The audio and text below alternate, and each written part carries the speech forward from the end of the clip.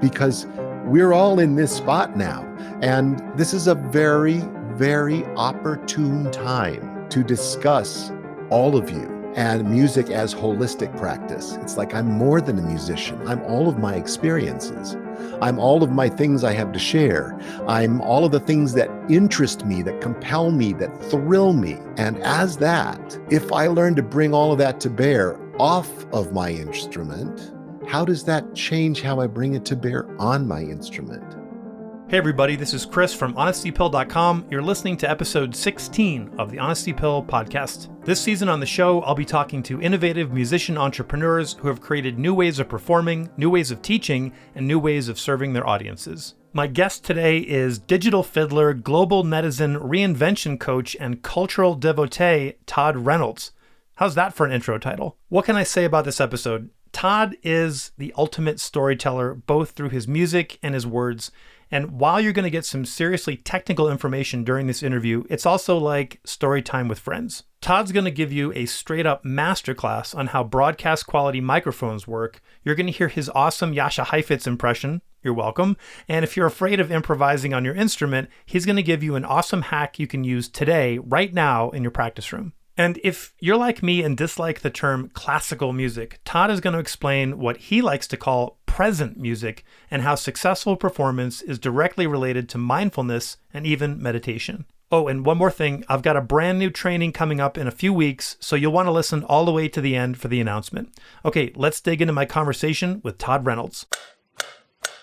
All right, welcome to the show, Todd. So excited to have you here. So excited to be here with you, Chris. All right, so I have to start off this session with a little confession. Back when I was getting ready to start my podcast in September, I had no idea about what microphone to use, how to set up my editing software, the mixing board, none of that stuff. I literally had not a single clue. And I was kind of drowning in YouTube videos about audio setups. I was listening to podcasts on how to make podcasts. But the thing that gave me some actual traction, that has been kind of my North Star for what I wanted this podcast to sound like, was hearing your voice for the first time in a business coaching program that we were both doing. So I just want to start off by saying thank you for giving me that. Oh goodness. Well, you're so welcome. And in full disclosure, I have to say that, Russell Brand and Joe Rogan were my guys. So that's why my voice sounded like this too. Well, talk about that for a minute. We're going to get into some technical stuff later, but what is it that creates the sound of a podcast or the sound of a voice that's so appealing and we're so used to hearing? Well, what's kind of, well, I mean, when we're talking about podcasts as, mic captures and radio voices, there are a number of microphones which over the years have been, broadcaster favorites. It's the sound of NPR. It's the sound of all these things. And what's really lovely about them is they capture a certain frequency range in a certain way. And I can't speak to I have friends who could speak to this much better than I could, but I do know that the Electro Voice RE20 and the SM7B, which you and I both are speaking into right now, these are two microphones which I've found in recording studios and radio stations forever. And there were a few more as well. And what it actually I think has to do with is kind of being set to capture a certain frequency response and also to reject so much noise from the outside world. Most of these are what we might call a cardioid or hypercardioid polar pattern. Polar, using the word pole, POLE, as a way of saying what is measured. For instance, if I bring my hands in, those of you who are listening and not watching, you can hear as I bring my hands in toward my lips from the side, almost as if I was going to make a yelling gesture. It kind of encloses this sound in. So microphones measure air, and the air coming out of our mouths and the air around the microphone are all kind of being captured and measured at the same time. So I'd say that what makes a sound, a podcast sound, is a microphone. It is the microphone that you choose. And I think actually, Chris, the first time you heard my voice, it wasn't this microphone. In fact, I'm sure it wasn't. I bought this one later after we had first met. I was using an Audio Technica. The model number happened to be a 4050. It's a multipolar pattern microphone, and it sounded good too. So it isn't that it isn't that any mic is so much better than another. I think some seem to be more fitting for this practice, but I think it's just like playing chamber music, which you and I both know about. It's about the quality of your listening and what you want to hear. That's awesome. So that's kind of more about it. It's also about how you apply power to something, right? So it's like if you have adequate power for any machine, it works better. So that's another part of it as well. Obviously, listening to you talk, you are so technically knowledgeable about all this. And I think that most people, I would say most of my listeners, do not have this level of awareness or knowledge about tech. And we're going to come back to that later in the show about how that kind of paralyzes people, and especially in the world we're living in right now, where everything is online. And even before the pandemic, frankly, we are growing and reaching our audiences online. This is where we live now. And to get hung up on what mic to use to the point where you maybe don't do anything is actually really sad. So we're gonna circle back on that. You're not just a microphone and audio wizard, though. You're a violinist, incredible musician, so many groups you play with. But I want to start here. You studied with Jascha Heifetz. Can you just that is insane. What was that like? Oh my goodness. Well, I mean, Jascha Heifetz was kind of part of my life from early. I started playing the violin at age 4, and my dad was in his doctorate at USC as an accompanist in an accompanying program. A woman named Gwendolyn Godolfsky, who was teaching. So we had a connection to USC. So when they wanted me to play violin or wanted to offer me the violin, they started me in the Suzuki program there at USC. So this was part of the first tie, right? And then the second tie was at age 7. I don't know how exactly this happened, but Claire Hodgkins, who was Mr. Heifetz's assistant at the time, somehow they got in touch with her, and I studied with her, and then I studied with Meili Mehta for a while, Zubin's father, and then eventually I ended. My mom started working for the Heifetz Masterclass, which was taking place out of USC. So she was kind of a secretary to the class, and this was through Claire Hodgkins, and that Mr. Heifetz ended up in my house. So, he wanted to see how Catherine cooked. He wanted to eat Catherine's food. And so he came to the house, and I went to pick him up. Mom acted also as his chauffeur.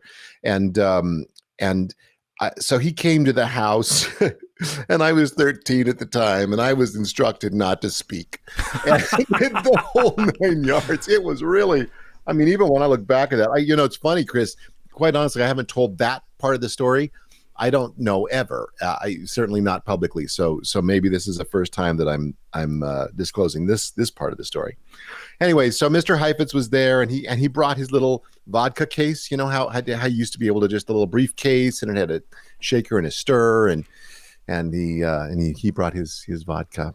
Anyway, it was quite the thing. So Mr. Heifetz was in my sphere, and of course was played by my father. I went to sleep every night with Mr. Heifetz in my ears from probably before I was born, because Dad and Mom loved the violin and loved his playing above all. He was the only one whose records were really in our house. And I would go to sleep with the Tchaikovsky or the Beethoven Violin Concerto every night, and of course in those days, that's only 20 minutes.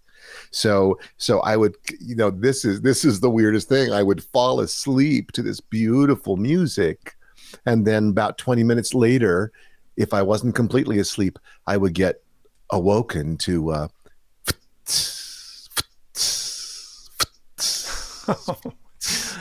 So this was my introduction to electronic music. So it's kind of a both and in that situation. So Mr. Heifetz was in my sphere.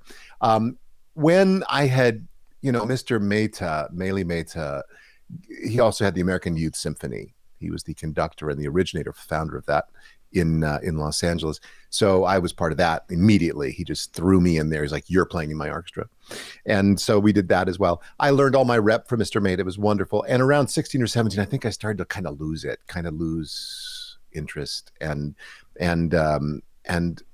they took me to see Sherry, who was Mr. Heivitz's then assistant. And I moved to study with her. I studied with her for 2 years, and then she took me in for an audition.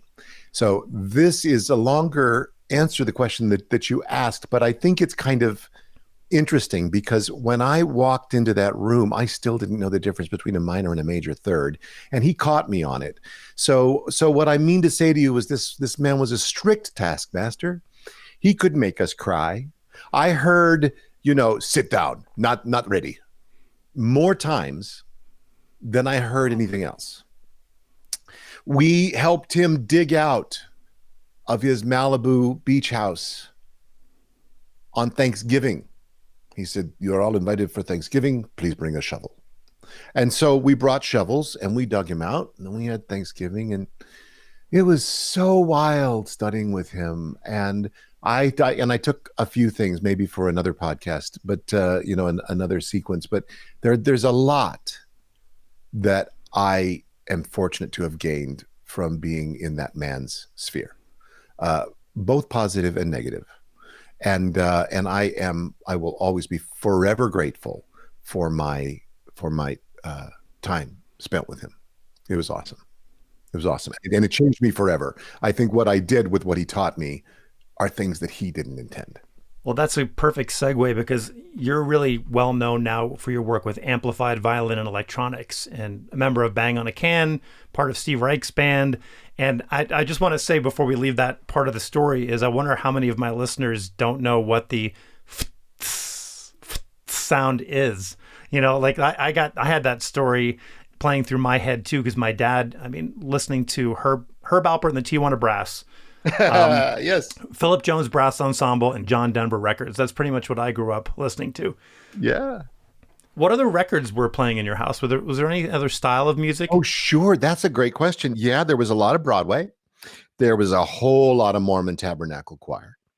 There were symphonies, it was really mainly a classical house, And what's really interesting about that is like my parents weren't classical people, It's like they're both the youngest children of very large families.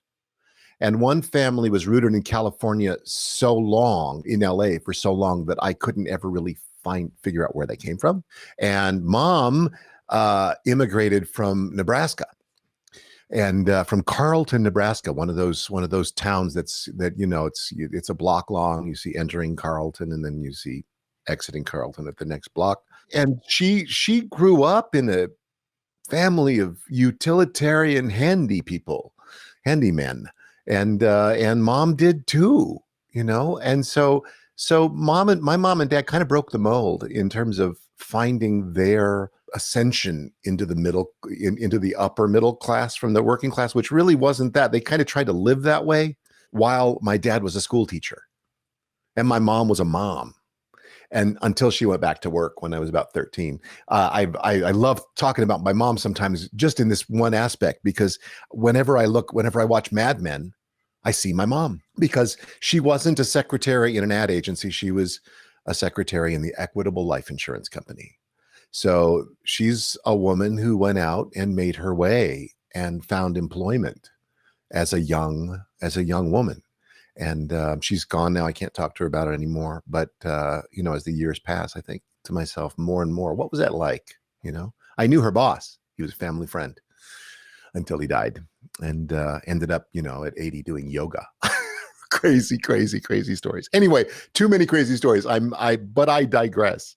But yeah, that's the music. It was kind of sophisticated music. And there was this attitude in my house of transcending, we're better than that. We are better than the other things. We're better than the rock and roll. We're better than the pop music. It's like, it was very traditional, conservative, Republican type of rhetoric in our house, with the requisite racial overtones in the whole thing. It was just like, it was very Californian from that time. Now that I have kids and we are, we're not shuttling back and forth to lessons now because everything's online, but now that we're making space in our budget, in our time, in our schedule for music lessons for them, I think back on what kind of sacrifice it must have been for my parents. My parents were both pharmacists, and Pharmacists? they were both pharmacists. They owned their pharmacy, and it had a old-fashioned soda fountain. So I would sit there and, it's like Norman Rockwell, do my homework with an egg cream sitting next to me. That's so cool, though. I'm sorry. That is just the coolest. It was a weird place to grow up. And you know what? The other thing too is, while they did give me lots of opportunities like trumpet lessons and Boy Scouts and all the things, they didn't give me any strict rules. Like, I had no rules around ice cream or candy and all this stuff. It's amazing I didn't become the super fat kid that lived on the block at the pharmacy. But anyway, that's totally unrelated. But what do you think about now, looking back on the amount of energy and time and resources that your family poured into your own musical education? Starting you at 4 years old, that's quite a commitment. And Suzuki is not just the student. I mean, that's the whole teacher, student, parent triangle too. Right. Yeah, the stories I have around that particular thing are really interesting. The Suzuki teacher ended up kind of becoming best friends with my parents. She'd come down and stay with us. Sometimes she was a single, an unmarried woman. At the time, she was kind of amazing. My mom did the thing. There's this painting of my mom with me and the violin, because the parents are supposed to do it with the kids. Well, mom kind of bailed pretty quickly, and she's like, "Bill, you take it." And my dad, who's still now living in Palm Desert, California, at 93 years old, pianist and choir director, church organist, he took me on. And some of the stories I remember is, how back then when you did your shirts, you sent your shirts to the dry cleaner, they'd either come back on a hanger or they'd come back wrapped around a piece of white cardboard. And my mom would sit there with a felt tip pen, the old Schaefer felt tip pens, and a ruler, and she would draw out my daily schedule. Somehow they had read some self-help book back then that said, put your kid on a schedule and teach him discipline. So 4:30 up, 4:35 brush teeth, and it was just like, and then an hour of practice, right? So my mom and dad were devoted. My dad taught high school in South Central Los Angeles, and so he was gone by 7, every day. But yeah, they were dedicated folks, and then they drove me to every lesson. So that's the traditional soccer mom story, right? Or soccer parent story, I guess I should say. And so they did that, and then they did all the research. They called this great violin teacher that we all know named Galamian, who the lineage that comes out of Galamian is like, Dorothy DeLay and Meili Mehta and all these folks. And so they called Mrs. Galamian, who talked to them, and Mrs. Galamian said, Ivan says that you should go with either Israel Baker in San Francisco or Meili Mehta. It's like all this research that they did, and all on the phone. So yeah, it's amazing. Then when I finally got into Eastman, I was accepted at Eastman, and Eastman was quite, they, like every parent, they wanted a scholarship, and Eastman was like, well, he could go somewhere else. And they put it all on their credit cards and remain financially challenged to this day. And what's really interesting about my did full transparency here in my relationship with them, I contribute where I can, and by the same token, I chose the fringe. So I chose not to be the rich conductor. I chose not to be the solo violinist who walks on stage for $45,000, maybe less so now. And I eschewed the orchestra job, which after I had it, a beautiful orchestra job, and walked away from it, didn't make them too I mean, I don't want to say to make them happy. I think it confused them a little bit that I would be willing to walk away from that. So I will look at my parents, both the one who has passed and the one who is here, with the most grateful appreciation for giving me the richest life. But I will tell you this, Chris, here's the greatest thing that they ever gave me, besides my education, which has absolutely stood me in good stead. This is what changed my life. At 17, my dad met somebody who was in the European touring business. And I don't know how this story goes. In fact, now that I'm going to call him up and ask him. But it was one of these situations where he had a church choir, and this person said, well, look, if you can get 30 people to pay $3,000 to go over on a European tour, we'll organize the tour and you bring them along and you and your family go for free. Did that like 2 or 3 years in a row, or 2 or 3 times. And them taking me out of the country and me seeing that America was not the only place that there are humans, and that values were different, and that ways of living were different, and doors and windows were different. To see that I was not the only person in the universe, nor was our family, nor was, the religion so standard across all nations and stuff like that. This was the biggest gift. As soon as I hit European shores, I was like, I'm coming back here. I want to live my life coming back here. So that's one of the reasons I became a touring musician as well. What a great gift that so many people don't ever get to experience, just moving outside of their own box. And it's worth mentioning, by the way, that generation, especially living in Southern California like I do, it's, we think we invented recycling and zero waste and green living. My grandmother used to wash sheets of tinfoil after she used them and fold them back up and put them in a box next to little pieces of string that she would save. And this was the best thing ever. She would use that bag that onions come in, that red mesh net bag. She would fold that up and use that as a Brillo pad. That was how she scrubbed her dishes. So yeah, there's a lot of knowledge there that is still remains to be untapped. So tell your dad I said hi when you talk to him and ask him that question. Absolutely. I want to talk about your music a little bit. And one of the things I have a big beef about, it's come up on this show before, is the way we classify things. So over the top, we like to put everything in a little box. And I kind of dislike the term classical music. And that's often what is labeled what I do at the LA Phil. And I've said this before, what I do at the LA Phil is the furthest thing from classical you could imagine. And you have a great way to describe this as well. And you're known for doing some really risky, innovative things with your music and being like a hybrid musician. And the way you've explained it is calling it present music. Could you talk a little bit about what that means to you and why you've described it that way? Well, I wish I had a really, really kind of consistently pat answer. This develops. I leave it in my bio. It's complicated. When I started to really emphasize, take on an emphasis in contemporary music, because that's what my life has been. That's where I've spent my moments of contentment in music, is developing new classical music rather than reinforcing traditional classical music performance. So I didn't like new music. I don't like contemporary music. I don't like any of this stuff.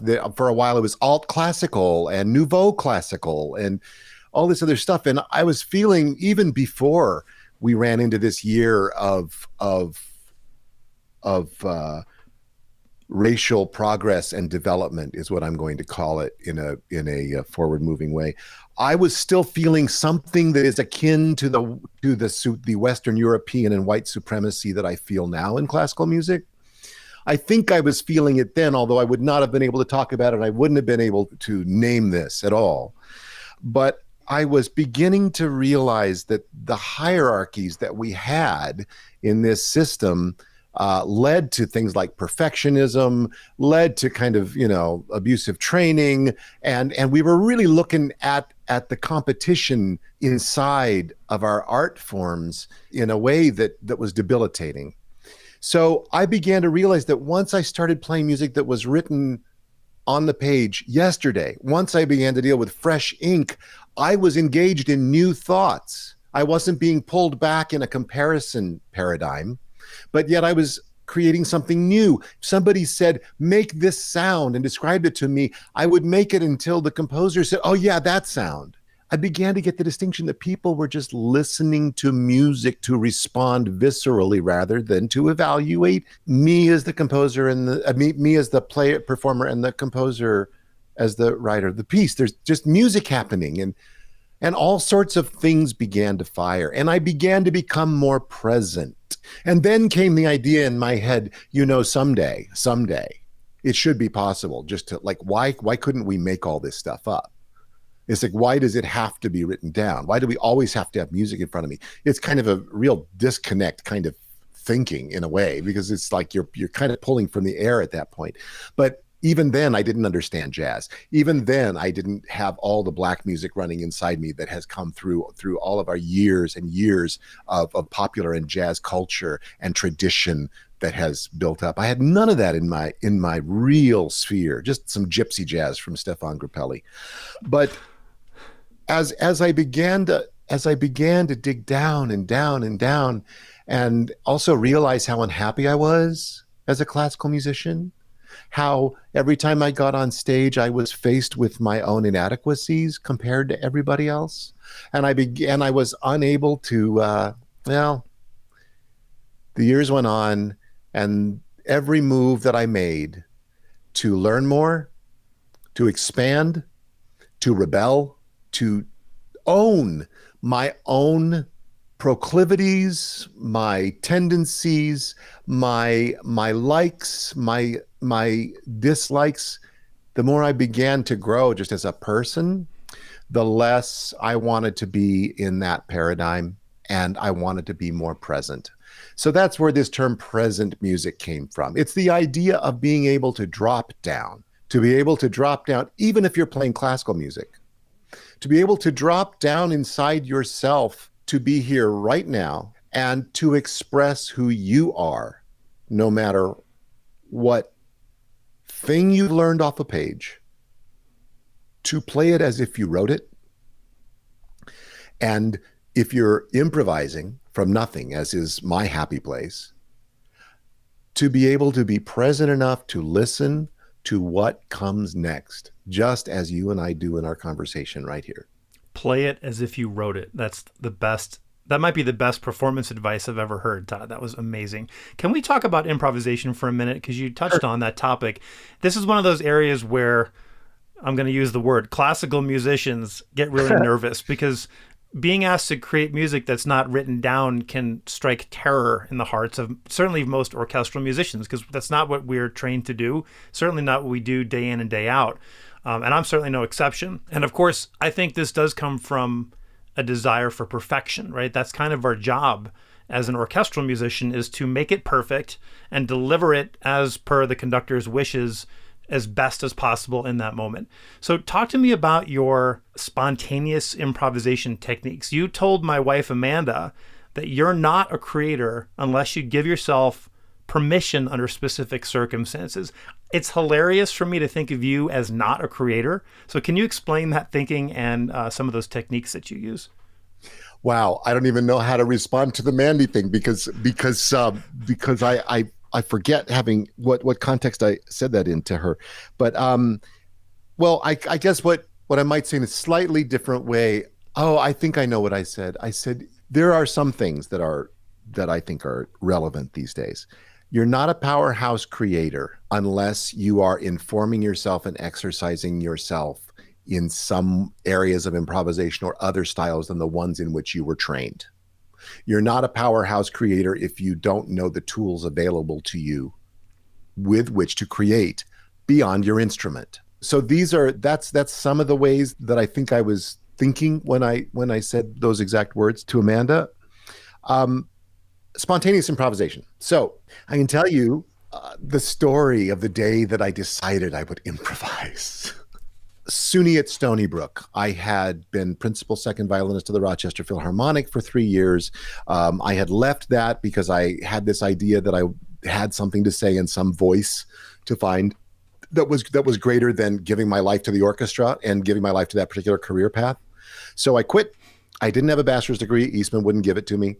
And so I went to SUNY at Stony Brook, where they give me a master's without a bachelor's. I'm a college dropout. And so I went to do my master's degree, and I was working. This is when I got into electronic music. One of the professors there gave my colleague and my best friend, Michael Lowenstern, great bass clarinetist, the keys to the kingdom. He gave us the keys to the computer studio he had just been commissioned to build there. And most of the composers weren't that interested in it, but he gave us the keys. So I went into that room one day and I said, damn it, today is the day I learn how to improvise. Everybody says you can't do it unless you do it. So I took my violin in my hands. I'm like, okay, well, you got to play something. And what's really weird, if I can put you in that room with me, I'm developing sweat on my brow. I'm getting flushed. And I am faced with the horror of my own self-consciousness and shame. It was kind of crazy. And so I decided, okay, well, you got to play a note, right? So I played a note and I'm like, oh, sure, G. Of course, everybody would start with G. I mean, Jesus, I mean, the G. I mean, what? I'm going to play in G major now? It's like the key of my violin. I was like, wow, stupid. And okay, let me try another note. And then I played an A. Oh, great. I mean, never mind, it was an octave higher, but it's great. Next note in the scale. I mean, this is the self-hatred and the self-loathing that appeared in that moment was crazy. What did I do? I decided to turn the lights off. Maybe that would help. So I turned the lights off. Fast forward a couple of days.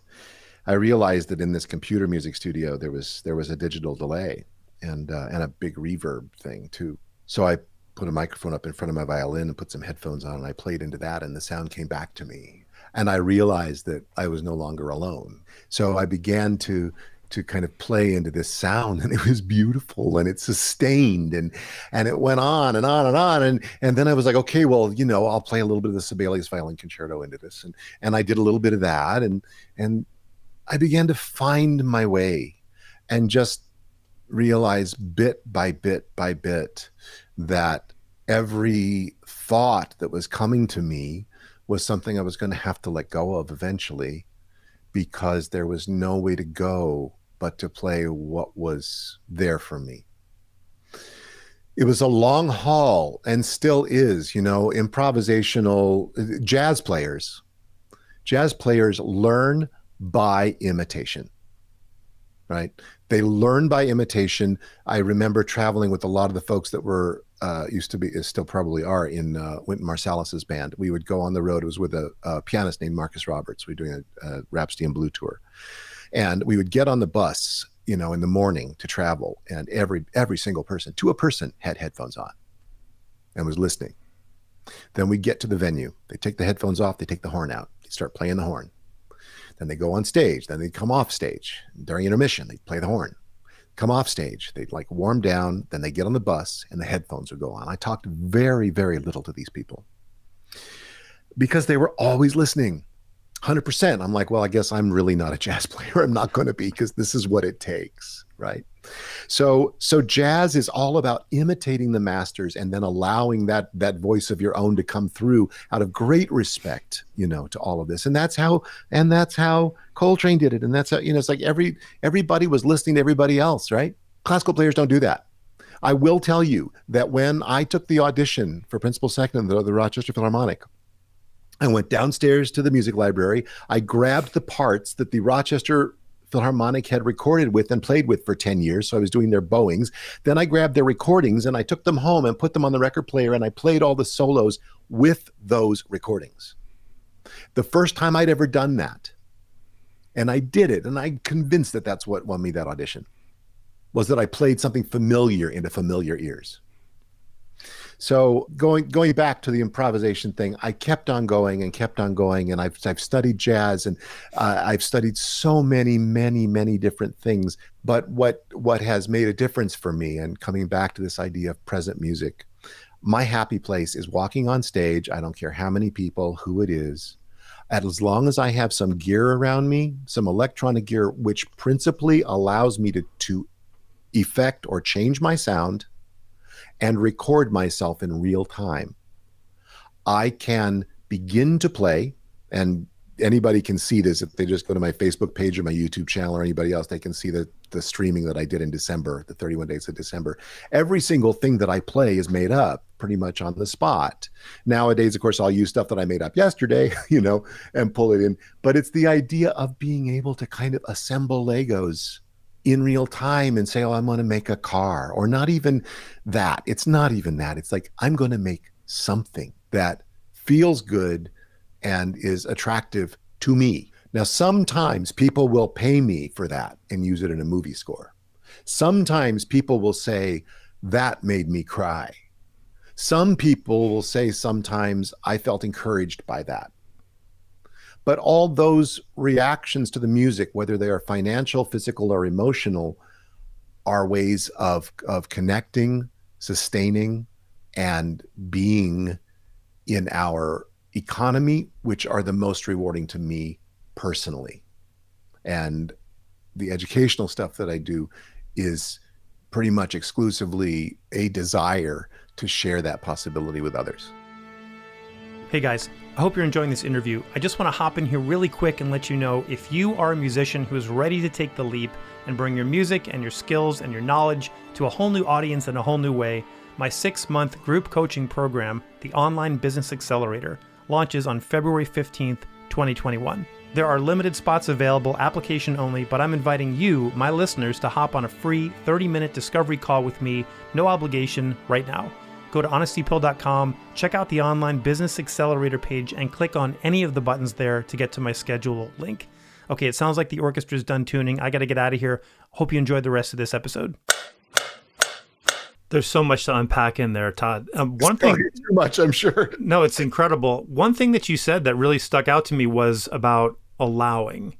You were allowing that voice, and it almost sounded meditative, because you were talking about like dealing with the thoughts of self-loathing or shame or inadequacy, and those thoughts are coming in while you're creating, and you have to sort of notice those thoughts and then focus back on the creation and allow. Do you meditate? Is that part of your practice? It is part of my practice. I've been, I think probably the first time that I ever meditated was back when I was maybe 16 or 17. And at church, there was this book that, well, somebody in the youth group or somebody at church had brought forward this book about the theologian John Wesley, who was the forerunner of the Methodist Church. And he was quite a meditator. And there was this whole book about him and his meditation practice. And I didn't know anything about Eastern thought back then. I was just a rabid evangelical fundamentalist Christian at the time, a born-again Christian. And so as I listened to this and I began to kind of try this practice, it was kind of mind-shattering and transformational inside the paradigm of what we as Christians would call prayer. And so that was when I first started. But then over the years, it just keeps on coming back and coming back and coming back, and with many, many interesting stories. And there's one story I like to tell often. My colleague, my boss, my friend, the great composer, Meredith Monk. I only really done one large scale project with her for 2 years with my string quartet. But I once was talking to Meredith on the phone, how are you? The small talk. And I said, because she's a Tibetan Buddhist. She's a friend of the Dalai Lama, Tibetan Buddhist, and I said, I really haven't been on my cushion. I feel like I don't have a practice. And she says, what do you mean you don't have a practice? Because every time you pick up that violin and you play and you're thinking about nothing else, that's practice. That's meditation practice. Boy, that stuck with me. And so it actually reframed my day-to-day to where meditation means a lot more to me than it even used to. And yet still I spend time on the cushion, and it's not on the cushion, it's on the couch. But yeah, meditation and the real distinction of mindfulness and awareness. This is a powerful part of my life. And I'd say probably over the past 3 or 4 years, I feel like I've made even more inroads into the quieting of the voices when I'm working. And when I say working, I mean playing. When I say playing, I mean making music and connecting with others. Wow. And I'm sure that's just had such an impact on your ability to create and move. So speaking of practice, not all of us have access to the brand spanking new computer lab at the college, but we do have a laptop in front of us. And there's a lot of stuff packed into this thing that I don't even know about. So could you humor me? Give me, like, for anybody listening, and this is myself included, for anybody listening who wants to practice this improvisational letting go and allowing, what would be like, where do I go? What's the first stop? Is it GarageBand? Is it, where do I go to start experimenting with this on a really basic level? Okay. So first of all, I want to tell you that brand spanking new computer back then, and everything else, it was the Hello World SE30, Mac SE30. So nothing in that studio. There might be a couple of Yamaha synthesizers, which might still be usable. Okay, so in the laptop, there are in the laptop and in the phone and in the iPad, there are so many things. I would say that the best thing that one could do for oneself, if you're just starting out, is playing over a drone. There's an iPhone app called Droneo. It's like the word drone with an O at the end. It's great. You can make a drone that just hangs out as a drone. It's with all the partials, you can adjust the partials. You can make it whatever key, whatever mode, whatever you want to do, you can do. It's a great program. But yesterday, I was about to meditate, and I have this tambura. If your listeners don't know what a tambura is, it is a plucked instrument which resonates for a long time, just four strings. It's used in Indian music, and it's used as the drone. So the tambura player sits there with the drone on the lap, and it's a vertical instrument, very tall, looks like a sitar, but it's very tall, and just plucks these instruments, and it creates just a drone of lots of frequencies of a certain key, a certain note. So anyway, I have one of these that was recorded from Guru Mai's ashram. It's called Siddha Yoga is the practice, the religion actually, and it's down in South Fallsburg, New York. And they gave me permission to use this drone. If you want to hear it in the tune called "The Solution," which is on my record Outerborough on Bandcamp, and on Innova Recordings, also on Bandcamp.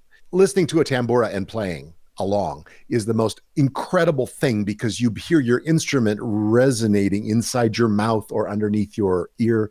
And if you have this in headphones or in speakers around you, you can really sink into sound. It's a great intonation practice, and it's great to just play different scales. And there aren't just two, there are like 12. And in Hindustani music, there are 74. And, and in Persian music, there are 6 major chargas. So there's so much investigation just in terms of playing notes in succession. So just playing scales, your regular things inside of a drone is magical. So yesterday I just went on YouTube and I looked for it's also called a tanpura, Tanpura, tanpura drone in C#, because that's for Indians, that's kind of the universal, that's Om, that's the universal tone is the frequency that vibrates at C#. But there's D and B flat for you trumpet players and sax players. There's G, there's a ton of drones hanging out on YouTube that last an hour. What a great thing to play against. So that's the first thing. And then you move to technology. You asked me about GarageBand. Yes, if that's what you got, do GarageBand. If you want to start looking at recording yourself, it's a weird reverse paradigm. If you download the free stuff, sometimes the free stuff is harder to work than the more expensive stuff, but also the more expensive stuff is always going to be a learning curve. So if you're on a Mac, GarageBand, of course, is a wonderful thing. You can just make music, pull up a drummer, play with it. I never have asked my students to play with metronomes. It's always with a James Brown, like a Bernard Purdie beat. It's like play your Bach with a groove. Feel what it's like to put these things on top of rhythms rather than a sterile metronome. So GarageBand, which then evolves to Logic, which is, at $200, it used to be $1,000. It used to be $1,000 Logic would be, and now all of that is packed into $200 on the App Store. An open source program called Reaper, Reaper, like as in Grimm, and Reaper is an open source program. It's almost free, 90 free. It's $64, and yet you could use it forever and be still evaluating. There's a friend of mine, Jeff Kaiser, has written a lot about this on his blog called whyreaper.com. And it's one of these things where it's like lowering the barrier to entry for all cultures, for all everything. This Reaper is a great way to go. Also for Windows. And my drug of choice is a program called Ableton Live. I have worked very closely with this program and also known people from the company, supported the company very much. I'm an Ableton artist since version 2. We're about to be in version 11. And this is, Ableton Live is a program which allows you to try things, to record quickly and to try things and to put them together and to arrange them and try different things with other things. And I use it as a performance device. Once again, if you listen to any of my lives or if you listen to my record, all that stuff's done in Ableton Live. And most of the creative content, like the writing content, that's my score paper. I can't even think about score paper. I've written a couple of pieces on score paper and they have a different flavor to what I write in real time. And I would rather record as a producer. This is what I take from rock and roll. This is what I take from the production aesthetic of the recording studio. We make music with sound design. We make music with music design, and we can really be most creative, you and I, when we're playing. And we've been sitting in orchestras. You've been singing in an orchestra for how long? How many times have you heard all these lines colliding and intersecting and hanging out with each other? So make some of your own. So these are the main aesthetics, if you're a guitarist, you always start out with guitar pedals, and guitar pedals are out there too. There's nothing that there is no barrier to entry these days. Yes, there are limits to how old your computer can be and run some of this stuff. There are certain things you need to know, but that's what Google and YouTube is for. And more importantly, that's what coaches are for. We're not designed to learn how to play the trumpet or the violin by ourselves. There are real limits to doing that by ourselves. But once we hire an observer to say, yeah, I see what you want to do there. Let me show you how to do that. Let me take you a little further. As soon as we do that, then we begin to open up more possibilities for what I like to call autodidactica, right? So when I'm a teacher, I like to train people in how to learn rather than just transfer information. So coaches can really help in this too. If you find a friend who does this type of thing, somebody who's an electronic musician, take them out to lunch and ask them to come install something on your computer or show you where to go or guide you to a few YouTube videos. Say, I'd really like to do this. I'd like to begin playing along with recordings of myself in real time and kind of making stuff up and seeing what kind of music I like to make. Or is there something I could do to plug in my violin and have it sound different? That's the ticket right there. I know even for myself, if there's a piece of software that I'm having problems with, or programming's not my bailiwick, but yet there are things that I like to do that are object-oriented programming environments for music. Well, whenever I sit down with somebody and watch them do it, all of a sudden it's easier for me. It's the same thing when you were with your trumpet teacher and your trumpet teacher all of a sudden hit a high C and you were like, oh, okay, like that. And then you did it. That helps. That kind of alliance really helps. This whole idea of being present in how that impacts creativity is awesome. And I've never until today, Todd, connected the meditative realm with the musical realm. Even though obviously many, many, many times when I'm listening, when I'm performing, when I'm practicing, I've hit the zone and been in a meditative state. But I've never thought about it in terms of purposefully trying to get present with my creating. That's a breakthrough for me. So thank you for that. Of course, all of this comes with what you said, which is a learning curve, the software, how to plug it in, how to mic it, what to do with it. And that is a great segue into some of your coaching work, that there is a huge need for someone to guide you through. And let's talk about an area where you get to flex your muscles a little bit for these years of experience doing this. And tell me a little bit about your program, Amplify This, the Creative Expansion Lab. Yeah, well, this is a fun one. Obviously we've just been through a relatively complicated year where things didn't turn out for any of us exactly how we might have expected it to. And I began to do all my teaching online at Manhattan School in what was it, March or so, or even earlier. Started to do that, and then Bang on a Can, who's the kind of my musical family, the group with whom I am most closely musically affiliated.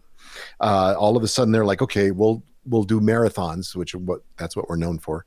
We'll do marathons online, and I thought to myself, oh God, well, I've got a recording studio right here at my disposal, and I make music here, so playing is not a problem, but cameras. I have my laptop's FaceTime camera, I think they're calling it now, and I don't know what.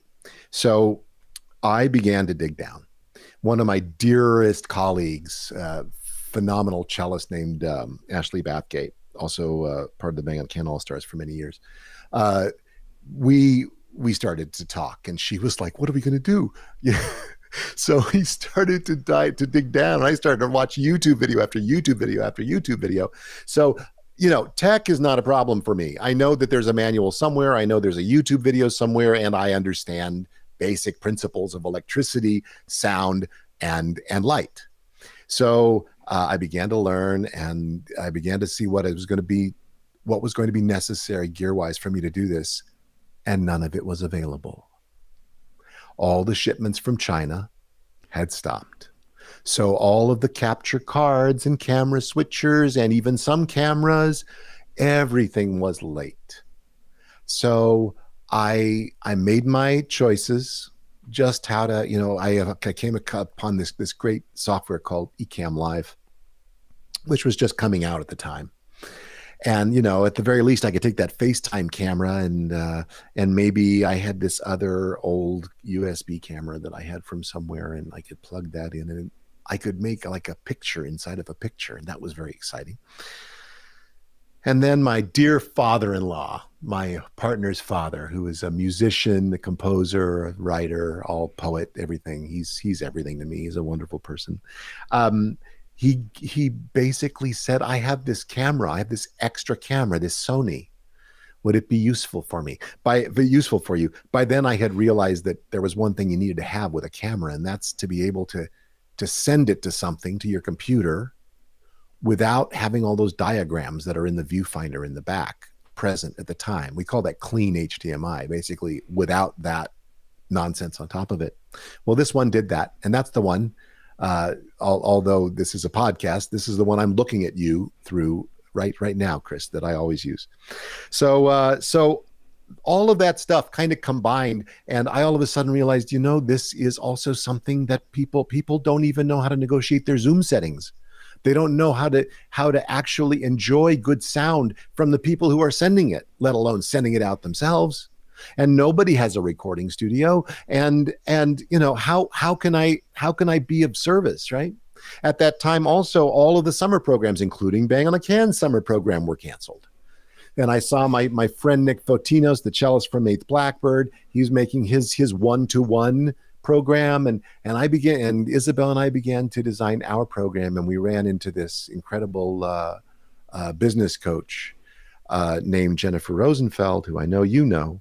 And I had a conversation with her, and she says, wow, that sounds like a really good idea.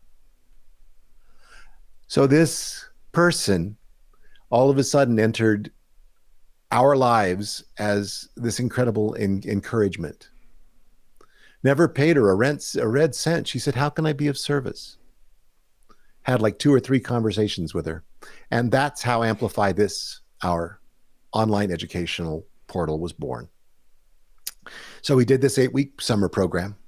And then I decided, we began to start really digging in the dirt to see what the foundation of this school looks like and how we can build it and why we should build it and what I and my partner Isabel really have to say here.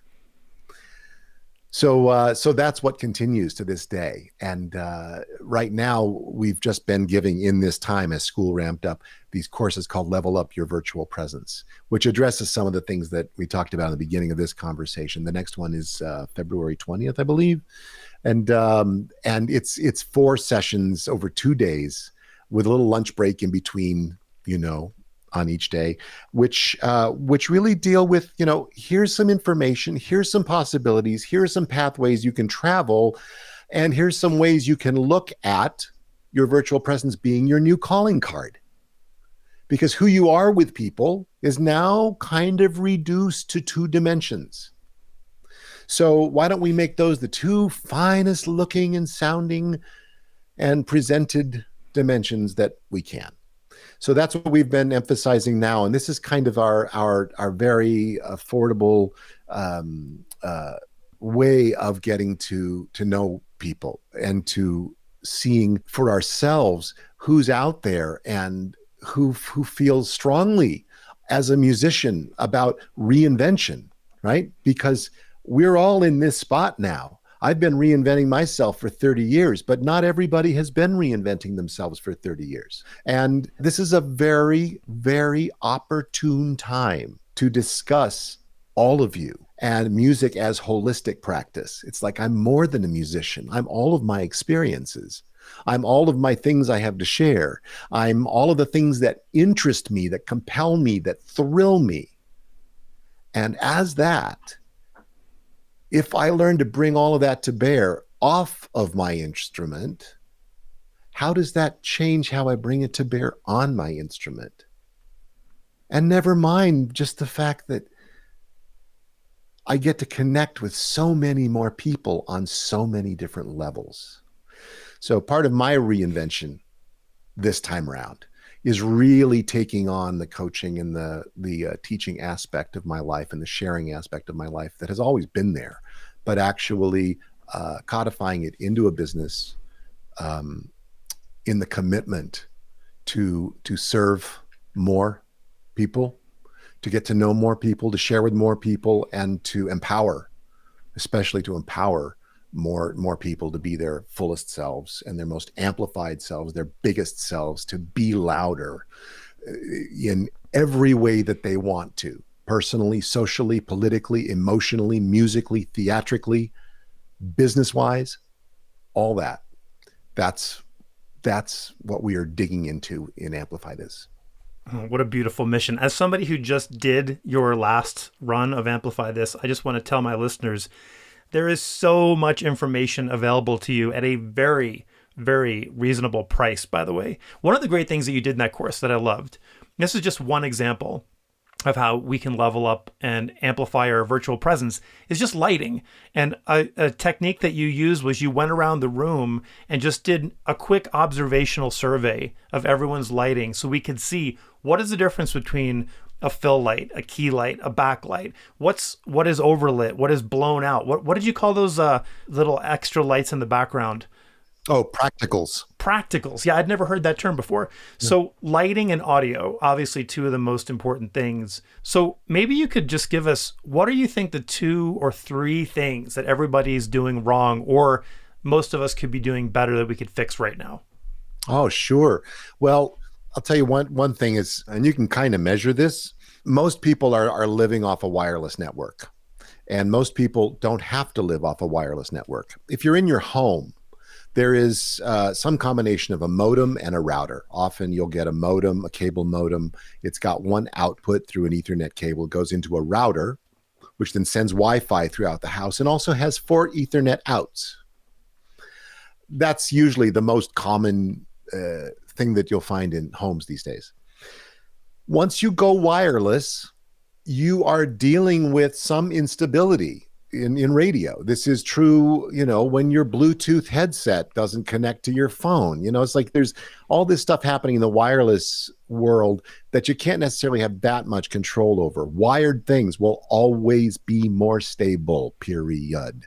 So an Ethernet cable costs you, I think, somewhere between $9.95 and $13, no matter how long, 50 feet, 100 feet, buy it. Buy the adapter that it takes to get into your computer if you have to. and turn off your wireless when you're online, you will find that your internet speed, whatever it is, will be more stable. Add to that, if you go to speedtest.net, which is an accessible site for everybody, you can figure out what your internet speeds are, upload and download. So this is where it kind of pays to know what you're doing with your internet. That's number one. Number two, your laptop was designed to be the most efficient, compact thing in the universe. It is unrealistic, amazing, and practically miraculous that we can do what we do in iPads and smart devices and computers. That said, a laptop microphone and the way that turns sound into numbers, it happens to be located right next to the fan, right next to the speakers, and it's not very good. Your iSight camera, your FaceTime camera in general, not very good. Why? They're making the best that they can in the smallest footprint available. Your iPhone is 10 times the camera that your laptop is, which is why if you decide I'm going to try to use my iPhone as a camera plugged into my laptop, you're going to have a better image and a better experience. So anytime you start using external devices which are built to do a higher quality job, anytime you start going that direction, you're moving in the right direction. So instead of speakers, put headphones on. It changes the noise in the room that is coming back into the internal microphone, if that's what you're still using.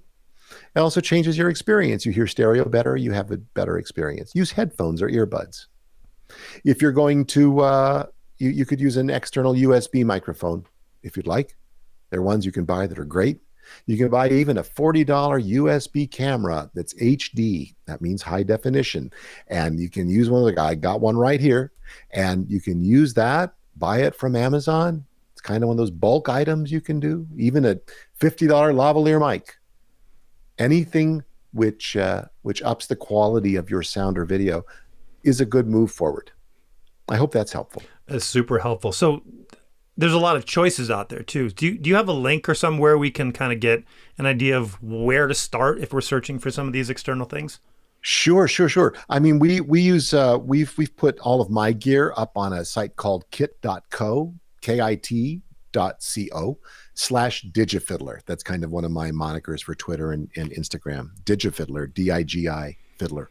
Awesome. And we use that in the course currently to send people to. Those are Amazon affiliate links, so I want to say that in as a full disclaimer. But that's one place. But I gotta say, whatever solutions that you are trying to pursue, if you just type in "how do I light myself better," that's going to get you some stuff, especially if you search in YouTube. The actual best practices for Google are to use keywords rather than full sentences. But sometimes I use full sentences because it just feels more friendly. Absolutely. I've never got used to Siri. So those are the places. There are people. You'll find the people because they're already being served up to you with those keywords. So if you're saying, let's see, what would we say? Best external camera for Zoom. If you did that search, best external camera for Zoom, and you did that in YouTube, you're going to get a lot of VS videos, meaning versus. So you're going to see, Zoom H3N versus Canon M50, and so you'll start to see the people who you like, the people who speak to you like you want to be spoken to. Also, another great resource I got to say on Facebook. This program I mentioned to you, Ecamm Live, phenomenal program. It's a monthly, it costs, but 2-week free trial, and you don't need to buy anything to be part of the Ecamm Live network, and just watch people show you what their setups are like. And see some of the problems people are dealing with, and camera comparisons, and all sorts of great folks making YouTube videos, even videos like Bradley Vinson, like how to make lower thirds in Keynote, which is free for us Mac users, or PowerPoint. I'm a huge fan of Ecamm Live. I've been using that all year for my Facebook Live arcs, and it is not that complicated to learn too. Like you Oh said, a God, couple, no! It's among the more simple ones. yeah, Yeah. couple YouTube videos and you're in. So I want to talk about another component of your coaching business, and you mentioned adding another user to the network. So like many solopreneurs, you are not entirely solo, but have an amazing partner in your business. And of course, I'm talking about your incredible sidekick, Isabel Holmes. What's it like to have your partner as your business partner? Because I have one of those too. What's it like for you working together? Well, I guess I should say, as a precursor to that, I grew up with parents who remained in love until my mom passed away about 4 or 5 years ago, and so I grew up with a very good relationship around me, and so my mom and dad never did anything without each other. It was more of a traditional role. You know, my mom was really the wife, and my dad was the face of at church and everything. And things have changed, of course, and I don't want that traditional role anywhere near me. And so Isabel and myself, first of all, we've been together for 13 years now, and we made the powerful choice to be partners and not married.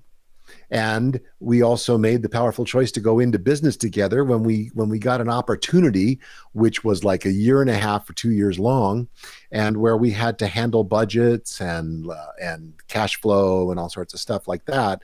So we made ourselves a business probably 4 or 5 years ago. And this, as you probably know, also if you're putting yourself into a partnership, an LLC, a limited liability corporation, this is kind of a better way than being married in terms of in terms of handling finances evenly. So we basically we have spent so much time together working on projects, working on this and that, and even more so since this started. And our relationship, like anybody's relationship, has its ups and downs. It has its many arcs and sub arcs. But I can say so easily and fluidly that I would rather spend all day with this woman than anybody else on the face of the earth. So that's what it's like to work with my partner. It's a privilege. The other thing to say is that it's psychologically fraught, right? Because it's like as you're working together, you know this person. In a way, you're enmeshed with this person, but yet you have to stay separate from this person. You cannot really be each other's boss. It gets really complicated and convoluted when you get psychologically in everybody in each other's space, but yet you kind of do anyway because you live together and you know each other so well and you assume things.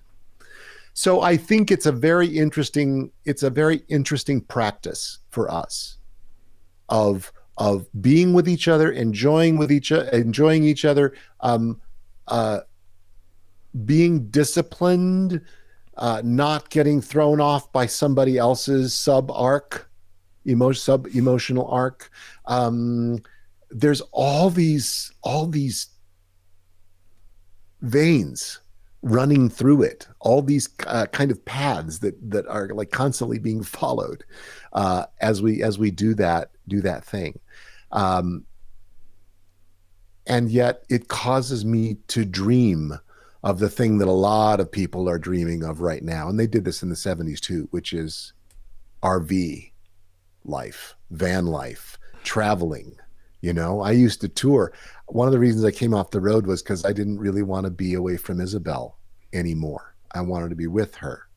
And then we got a dog. And then it became, I don't want to tour as much because I don't want to be away from Isabel and our dog walks every morning. So yeah, it causes me to dream of a time where we can construct a business where we bring people to our physical house and have a tiny house in the back where they can do a residency, and we can teach them, and we can do something here in the community and share with them the beauty of where we live, and expanding this idea of supporting people in creating and living out their dreams. I like doing that with a partner, and there's no desire on my part to do it alone at all. I think your dream of the tiny house and the residency and the support of creative artists is closer than you think, given your incredible level of generosity and expertise and the way you've packaged that into your programs. The future is going to be very bright. And I think that we're all on the leading edge, especially as musicians, for this type of work where we can get an RV and just drive around for 6 months and still work from wherever we are. I think that's a beautiful future. And while I'm required to be in a chair in an orchestra to do my day job, this whole other part of my life is opening up. And I also, have had the same experiences where influences have come to me and said, what if? What would it feel like if? And that's a question that we don't get asked very often. And I love the fact that that is the question that's on the top of your mind, and watching how it has become all these programs. What else do you have coming up, Todd, that we should know about, actually? Well, I think I just the last month of last year, I went live and streamed, played music, talked to people like every day for 31 days. It was called the December Dailies.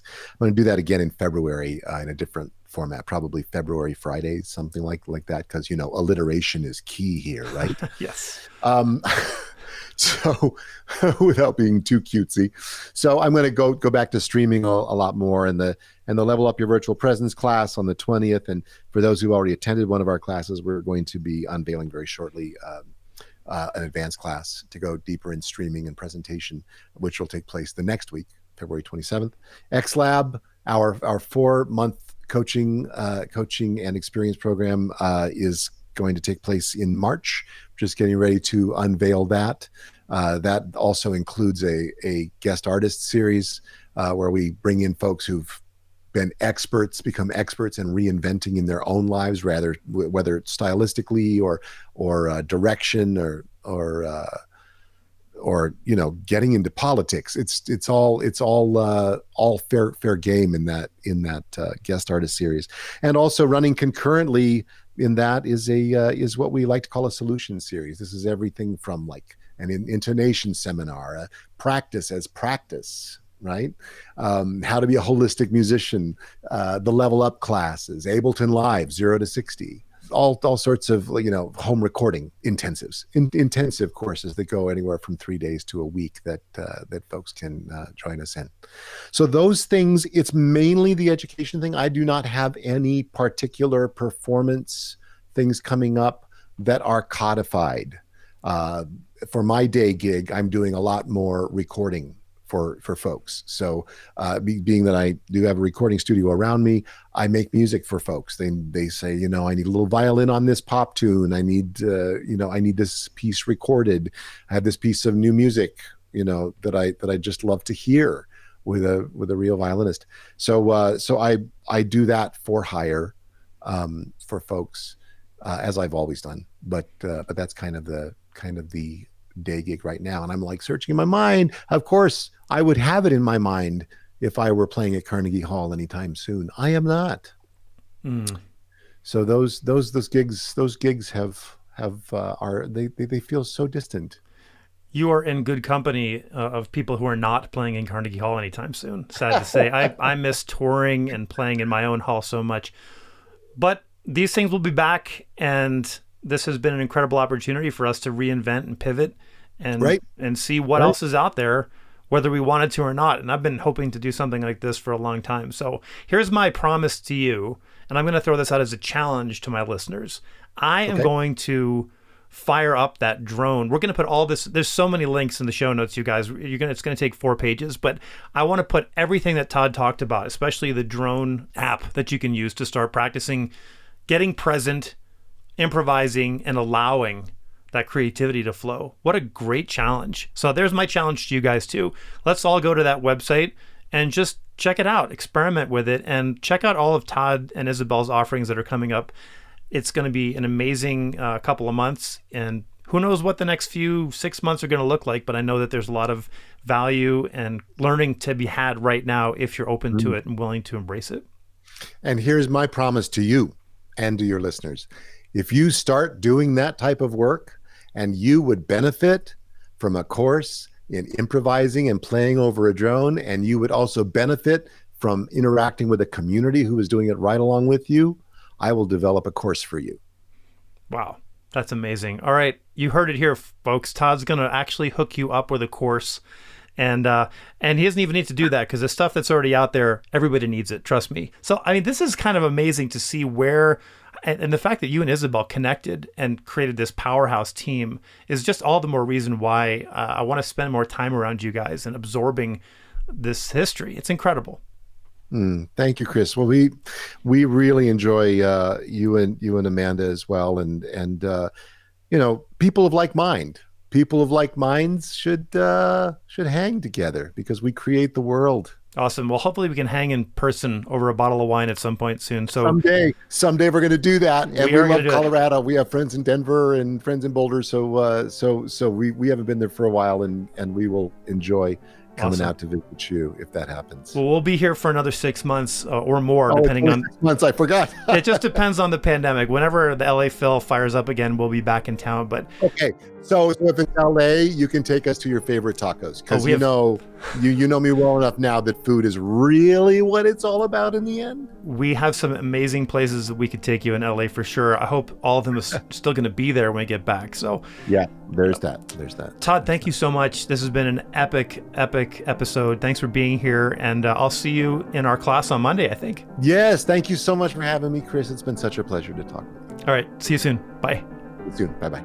Big thanks to Todd Reynolds for joining me today on the show. And you guys, I can promise you, Todd brings the same level of expertise, care, and generosity to his training programs, so you can't go wrong with anything you'll find at his website. Go check it out, toddreynolds.com. And I'm pretty sure you got your money's worth from the podcast today. I'm not even sure how I'm going to link all of that information in the show notes, but I promise I'll do my best. And so what do you guys think about this improvisation challenge? Take your scales or whatever and practice improvising over a drone. Sounds easy, and if you're like me, I cannot remember the last time I did something like that in the practice room. What a great way to shake up your routine. Thanks, Todd. Okay, so here's that announcement that I promised at the top of the show. One of the most difficult challenges we're facing right now as educators, performers, and creatives is connecting with our audience, right? And obviously, a really great tool for that is social media. Yes, it's true. Social media is not just for posting pictures of your dog after he steals your socks, which I totally did this weekend. But the problem is knowing what to post and being consistent from day to day with the message you're trying to get across. If that's something you struggle with, then this announcement is for you. Coming up in about 2 weeks on January 30th and 31st, Honesty Pill will be hosting a 2-day training called the Storyline System that helps creatives and musicians take control of their online identities. So what is this system? Okay, the Storyline System is both a philosophy and an actual tool. We'll take you through a simple method where you'll decide which parts of your life you want to share online that relate to your skills or your teaching or your business. Then you'll formulate those parts into your storylines. And we'll talk about how to customize your storylines across different platforms. Finally, you'll get our content planning tool, which is like a magic chart that takes your raw material and converts it into online goodness. Full disclosure, it's not actually magic, but I'm willing to bet it's far more efficient and easier than how you're currently planning out your socials if you're planning them out at all. In 2 intensive interactive sessions, we'll cover our method for choosing what to say and how to say it. We're keeping enrollment small for this session to allow for questions, so if you want to learn more and reserve a spot, go to honestypill.com and click the Storyline System link at the top of the page.